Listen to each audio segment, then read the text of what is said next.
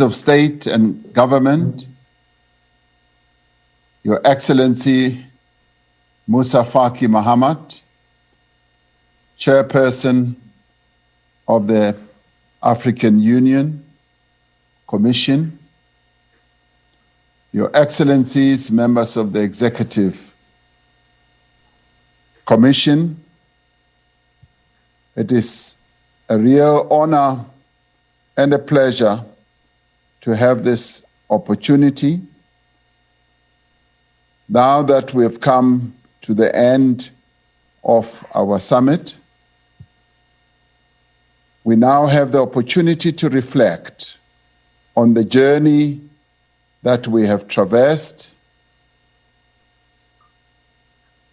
We are indeed at the end of the extraordinary summit. The coming into effect of the AFC FTA is a historic milestone in the long walk towards African integration. At its core is a developmental approach that seeks to liberalize trade, to build value chains and overcome the infrastructure deficit of the continent. Our commitment is one of the fastest growing markets in the world, with a projection of more than 1 billion customers. The AfCFTA brings with it the promise of new beginnings and increased opportunities for our continent and its people. We reaffirm our optimism that the AfCFTA will leverage on these opportunities by attracting more foreign trade, more direct investment, and expedite the implementation of post-COVID-19 economic recovery plans. If the AfCFTA is to succeed, we have to overcome the political and socio-economic challenges that face our continent. We have to address issues of poverty, inequality, and underdevelopment on our continent. We have to address issues of security and instability, which are causing untold suffering for the African people and holding us back from realizing our full potential.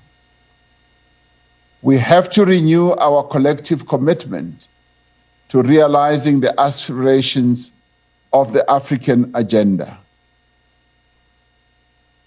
Agenda 2063.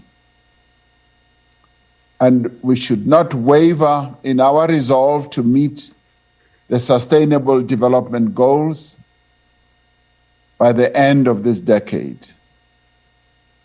Progress will not be achieved without economic development and the economic integration of Africa through the AfCFTA. I call upon Your Excellencies to continue to support the African Union Commission and the AfCFTA Secretariat as we move towards the second phase of negotiations. I wish to commend all ministers of trade and negotiators for their dedication and hard work in always trying to find common ground and arriving at implementable solutions.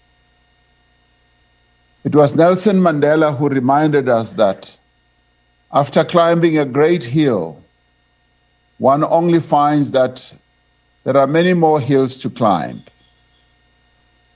And he continues to say, I have taken a moment here to rest, to steal a view of the glorious vista that surrounds me, to look back on the distance I have come, But I can only rest for a moment, he says, for with freedom come responsibilities, and I dare not linger, for my long walk is not ended.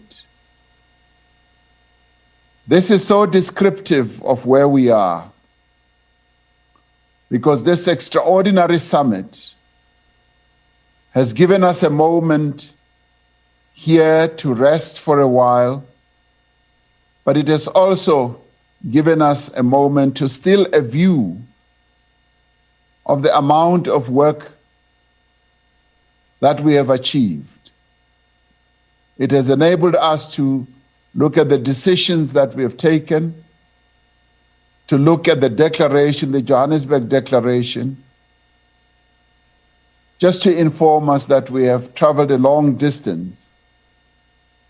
But it also means that we can only rest just for a moment. For with this acceptance and adoption of this Johannesburg Declaration comes responsibilities, and we dare not linger. Let us not falter and let us not tire, for the prize that we have sought to win is within our reach. Let us only rest when we have achieved what we set out to achieve. Your Excellencies, our plans for the coming into effect of the AfCFTA were momentarily disrupted by the devastating coronavirus pandemic. As we continue to battle this public health crisis, we are determined to remain firmly on the path of progress. In confronting this pandemic, we came together as never before. We have shown just what we Africans are capable of achieving when we stand united.